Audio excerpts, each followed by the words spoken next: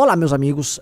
Bom, live muito quente depois dos acontecimentos de ontem, depois dos ataques de Orochi. Eu não sabia quem é Orochi, ao nosso adorável projeto. Ele é um rapper, né? Um funkeiro, sei lá, porque hoje essas coisas, eu não sei o que é um rapper, um hip hopper, um trapper ou um funkeiro. Pra mim, tem as diferenças aí, os gêneros. Tem igual assim, qual a diferença de heavy metal pra hard rock, pra doom metal, pra classic, não sei o que. Puta, né? Só no subgênero metal já tem um monte de ramificação. Aí tem punk, pós-punk, pré-punk, protopunk, punk pop, você vai ramificando. Então, né, você tem aí os gêneros e subgêneros, mas...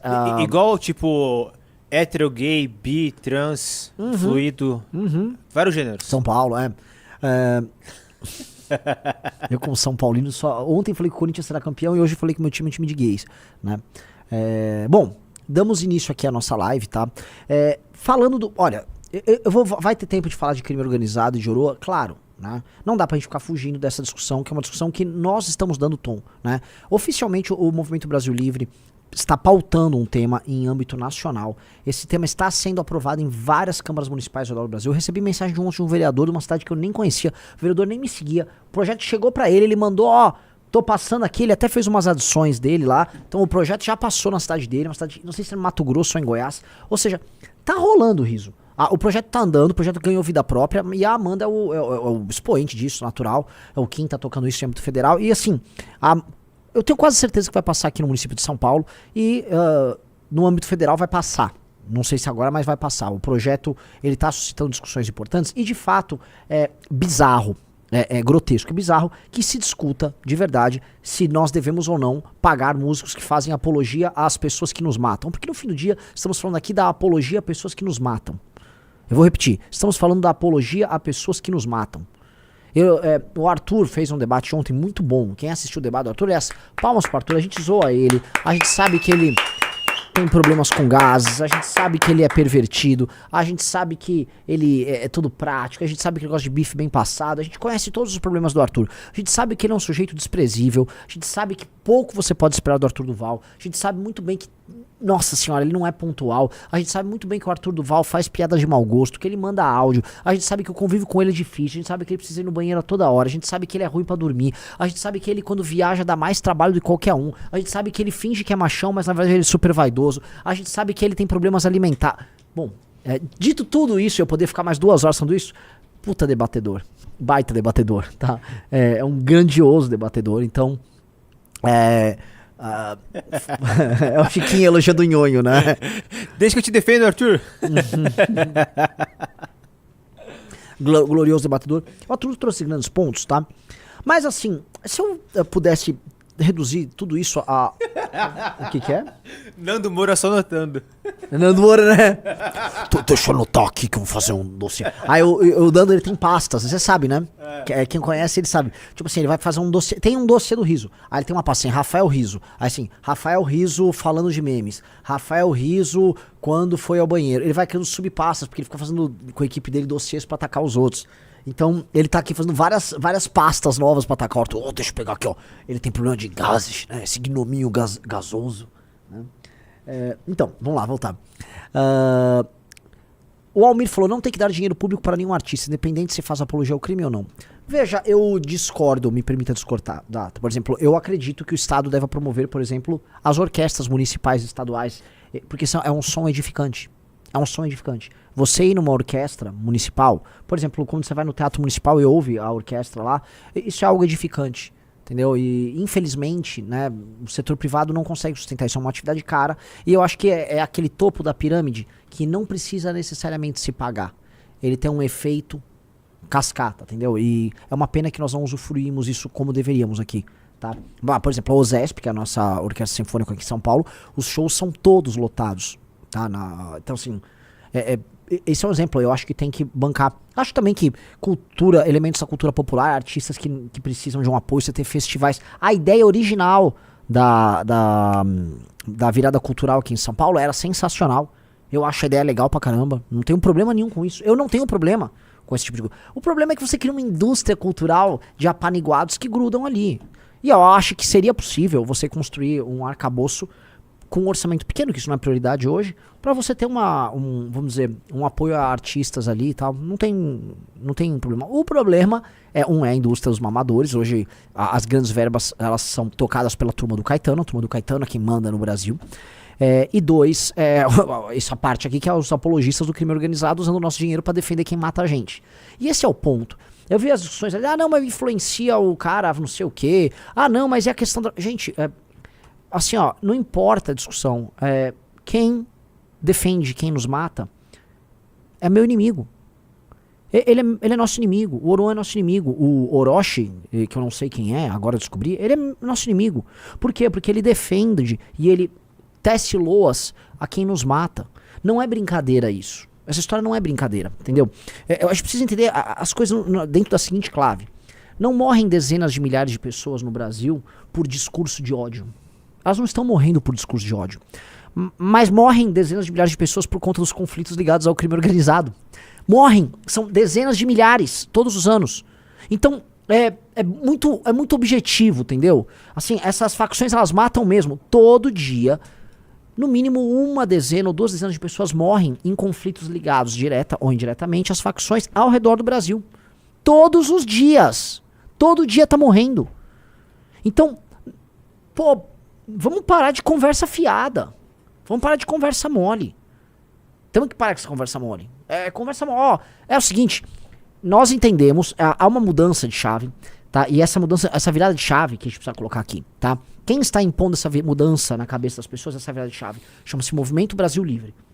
O Movimento Brasil Livre está propondo uma nova forma de pensar. E eu tô pedindo aqui pros nossos cortadores, cortem o que eu tô falando aqui. Todo mundo corte, faz aquele recortinho, aquela tesourinha, manda pros seus amigos esse pedaço que eu vou falar. O Movimento Brasil Livre está propondo uma nova visão sobre essa questão no Brasil. A visão é o seguinte: não é sobre crime organizado e Estado. É sobre um grupo de pessoas que invadiu um pedaço do Estado brasileiro, na verdade vários pedaços do Estado brasileiro, e tomaram o controle dele para si. Lá eles vendem drogas e financiam com drogas? Sim, mas eles fazem o controle territorial, eles fazem terror com os moradores, eles têm uma liderança ilegítima sobre aquele local, eles vendem serviços ilegais sobre aquele local e eles impedem as pessoas de viverem livremente. Logo, eles são um Estado paralelo de verdade. Portanto, eles são invasores do nosso território. Logo, por serem invasores do nosso território, eu sequer os considero brasileiro. E a visão que nós estamos, vamos dizer, popularizando e que você precisa popularizar é a de que o Estado brasileiro precisa declarar guerra a eles. E é uma guerra mesmo. Quando você está falando guerra, é tanque, helicóptero, prisões, tudo, entendeu? Não existe, ele é um cidadão brasileiro, porque senão você vai ficar discutindo as coisas dentro de uma lógica de normalidade. Como se a gente vivesse uma normalidade. Não, veja só, o Oruan, qual o limite da apologia do Oruan?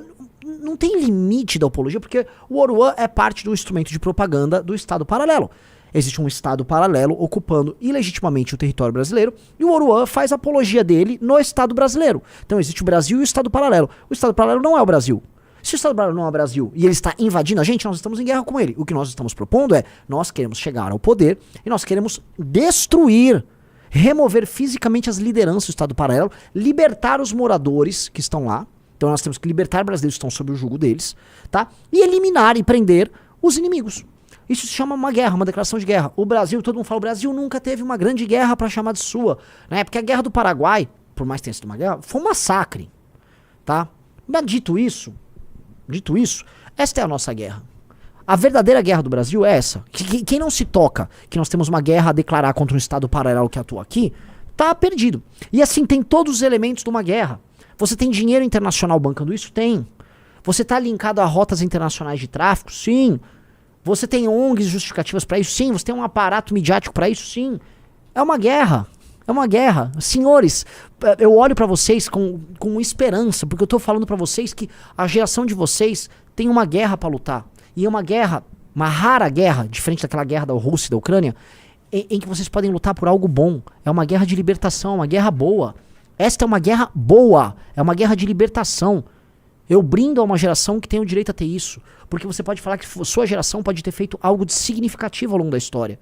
Que é ter libertado milhões de conterrâneos que estão sendo comandados de maneira ilegítima por invasores do nosso território. O Marcinho VP não é brasileiro, o Oruan não é brasileiro.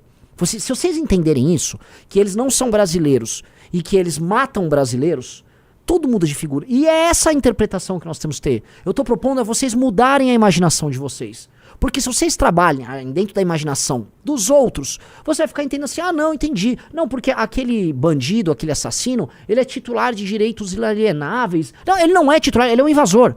O Marcinho VP, ele é um invasor do nosso território. O Elias Maluco é um invasor do nosso território. O amigo do Pose do Rodo é um invasor do nosso território. E eles estão, na prática, matando pessoas. Estas sim brasileiras.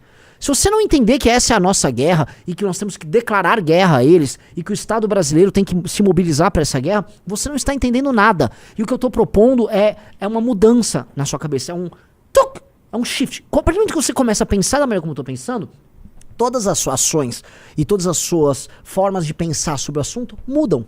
Reparem, comece a tratar nestes termos. A partir do momento que você vai tratar nesses termos, você vai gerando as consequências. Ah, tá, é uma guerra.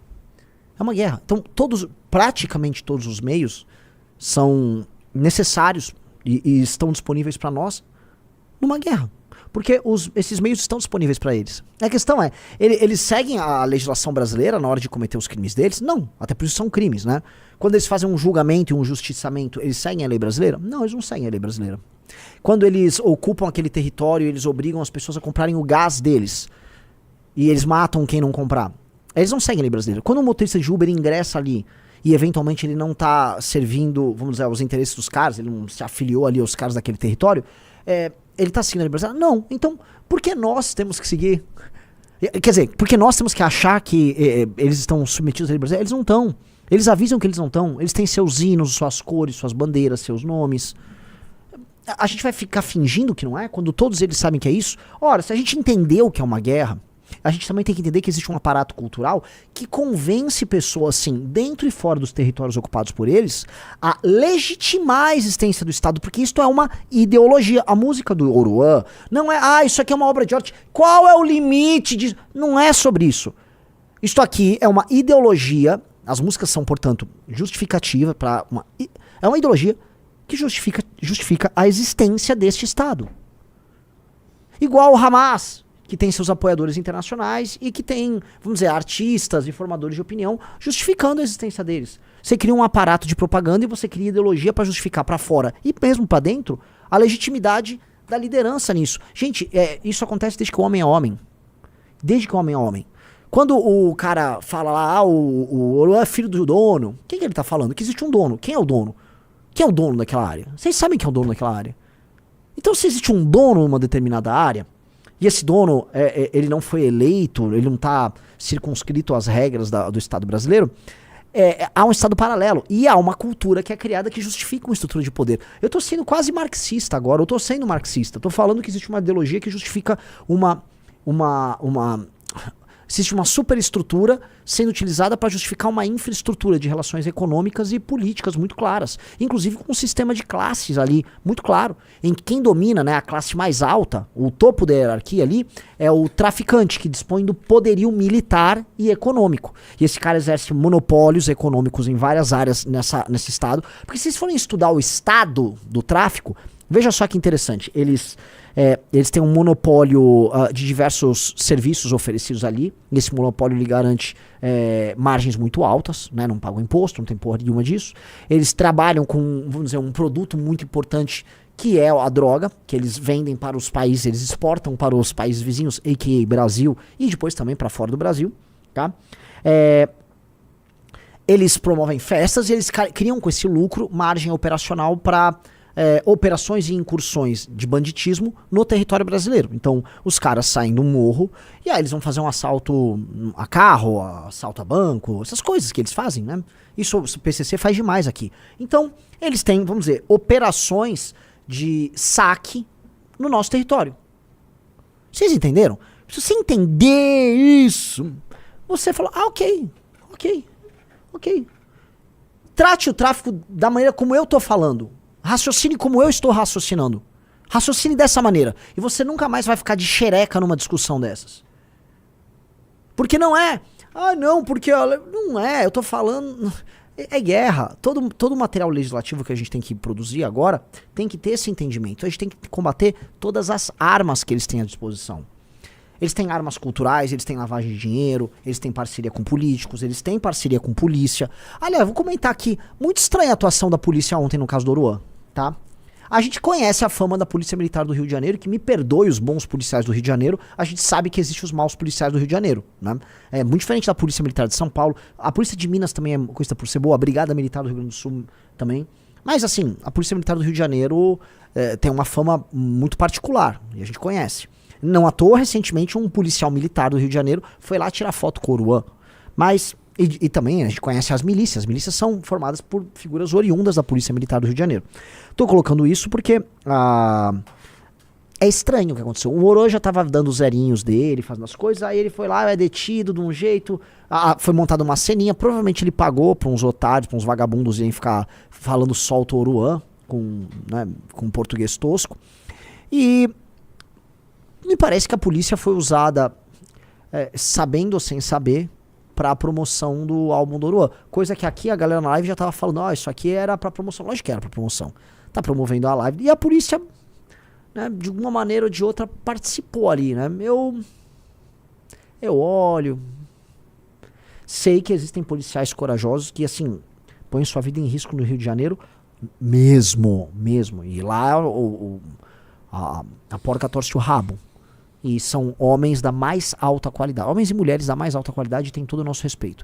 Agora existe a banda podre. Porra, que existe a banda podre. E ela é numerosa. E a banda podre é banda podre, né? Elas são os traidores. Eles são os quinta coluna. Eles estão servindo ao Estado paralelo, ao inimigo. Turminha.